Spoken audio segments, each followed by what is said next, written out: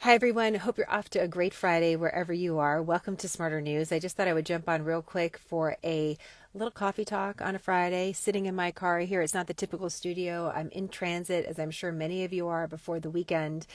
And there's so much news about the State of the Union last night. I just decided I needed to pull over, quite frankly, do a little work, pull out a couple takeaways so we can make what happened last night a little clearer. Instantly, after a big news event like this, you have the news and the headlines, and then you have the commentary. And very quickly, the commentary will overtake some of the news.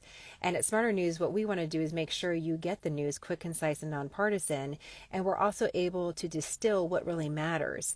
The State of the Union really matters because it's an opportunity for the president to speak directly to the American people. And as you know, the way the State of the Union is done is not stipulated by the Constitution. The Constitution just requires the president from time to time just to address Congress and to give an assessment and an update about the state of the Union, the United States of America.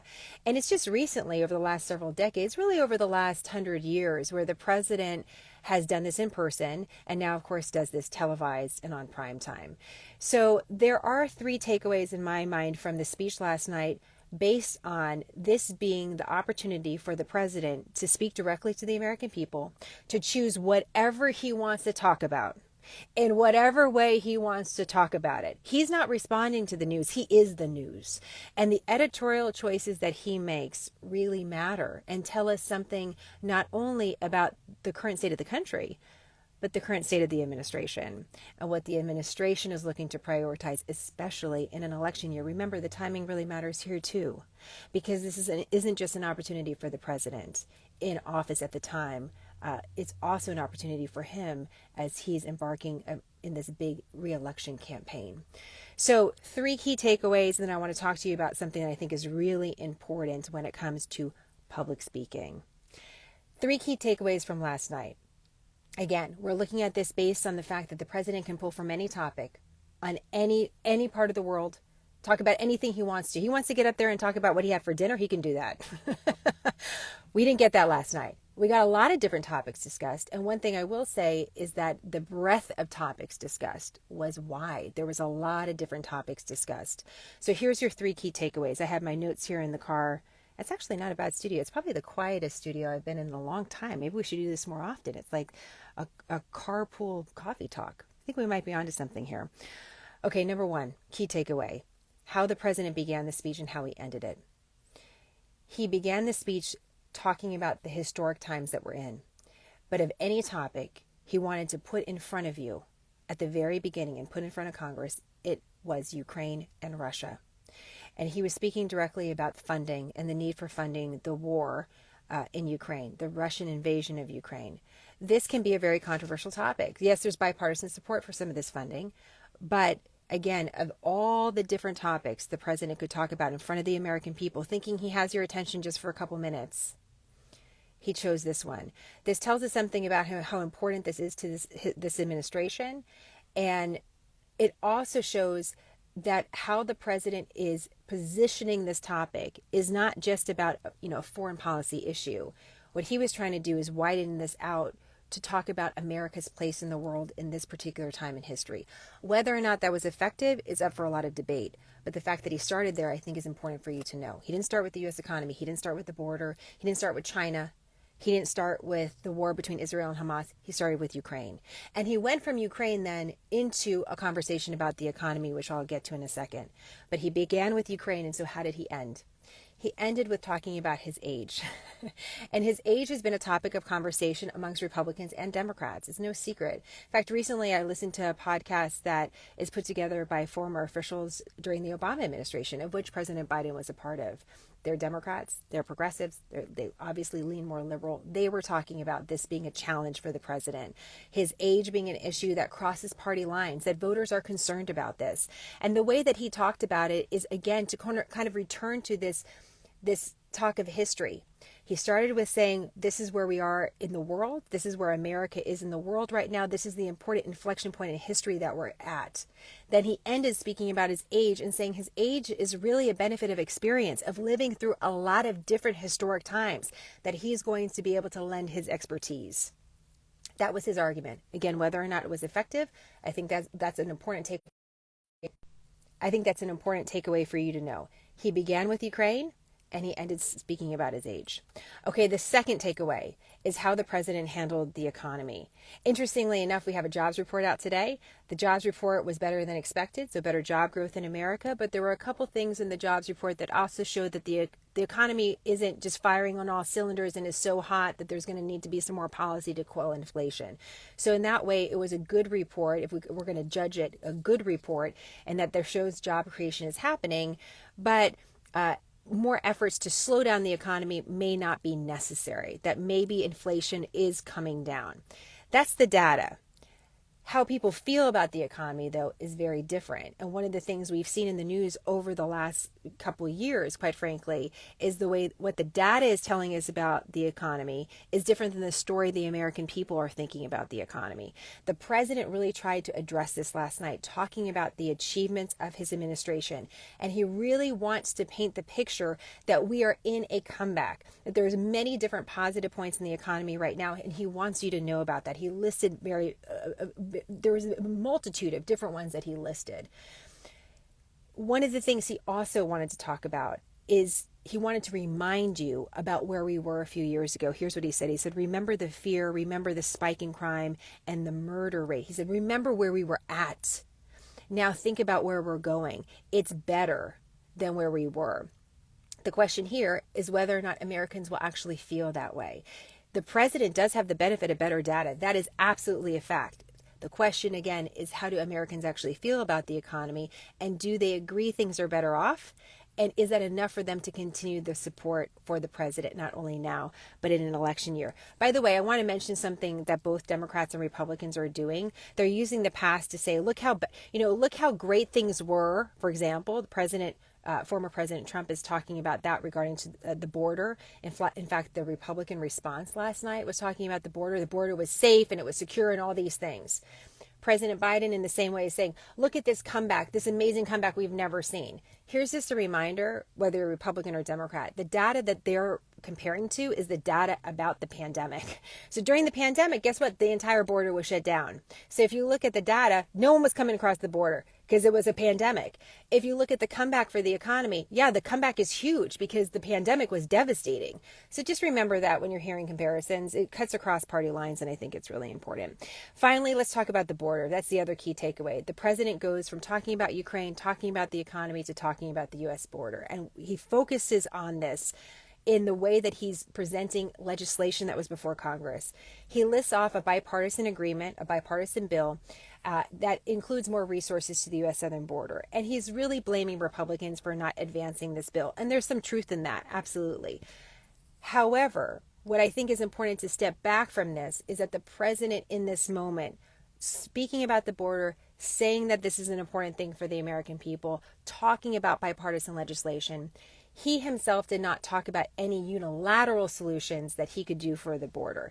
Now, he may not have a lot of tools that he can use at this time, but I think it was important that the conversation was focused solely on Congress and what Congress can do, rather than necessarily more that the administration is planning to do. So right now, it's still reliant. What we're still looking at is at Congress to get something done, and he's putting more pressure on Congress to do more. So I thought that was interesting as well.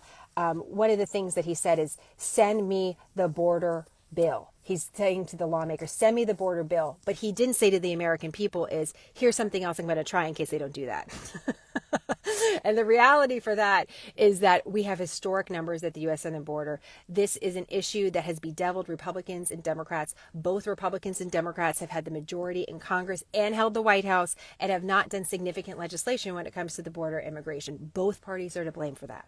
Both parties are to blame for that. So what are the new ideas? What are the solutions? That's one of the things I'm always looking for. It's also important to note that the Republican response really focused on the U.S. southern border too. And so we're going to see this issue more. This was a sign that we're going to see this issue even more. We expected it at SmartHER News. We've talked about it for the last several years, but we expect to see this issue more. Okay, final quick thought for you. Both President Biden as well as Senator Katie Britt, made addresses to the nation last night. That was the Republican response. Senator Katie Britt was providing the Republican response from Alabama.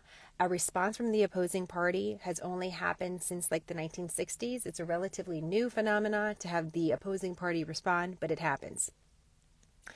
When you look at the way that speeches are being talked about in the press today, there's a lot of different opinions. A lot of those opinions are less about content and more about delivery. Delivery really matters in tone and tempo.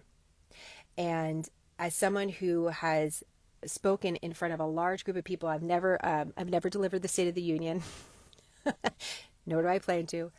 But as someone who has spoken in front of a large group of people before, sometimes in front of millions of people on television, I've made a lot of mistakes when it comes to public speaking. And I've had to watch them back, and I've had to assess them. And every single day, I try to get a little bit better. President Biden made a big mistake when it comes to public speaking last night, one that I've made. Senator Katie Britt made a big mistake when it comes to public speaking, one that I've also done. And I'm going to discuss both of these issues in our Scoop podcast on Monday. You can join Scoop through going to the link in our bio. It's exactly like this. We do something live, except that I'm able to show you different graphs, interact with you. We use a different platform off of social media because we know we need a break from social media and we need a more reliable platform. Also, this is a great way to support Smarter News for less than the cost of a cup of coffee a month. We do a live report for you once a week, and if you can't make that live report, we make sure you get it, and we deliver to you an entire editorial note about what to expect for the week ahead. So if you look at nothing else, at least you're prepped and ready. I want you to always feel like you can go into any conversation and know a little bit about what's going on. So Scoop is about that.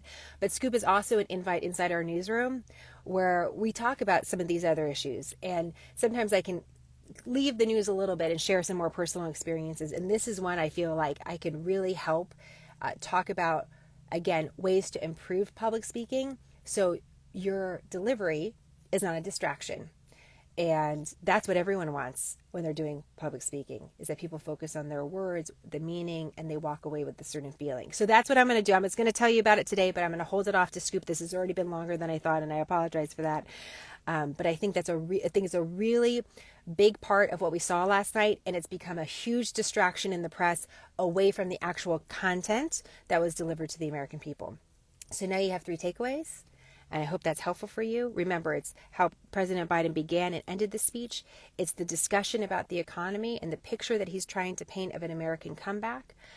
And the third thing is the border, the way that he's discussing the border, acknowledging it's a very big issue, but not necessarily having a unilateral solution other than Congress. I think that's important. It's also important because during this speech, he mentioned an effort by the U.S. military. This was the actual headline out of the State of the Union, like real new news, that the U.S. military would build a temporary pier off the coast of Gaza to help deliver aid. That's real news. That didn't need congressional approval. That's what the president decided to do with the military.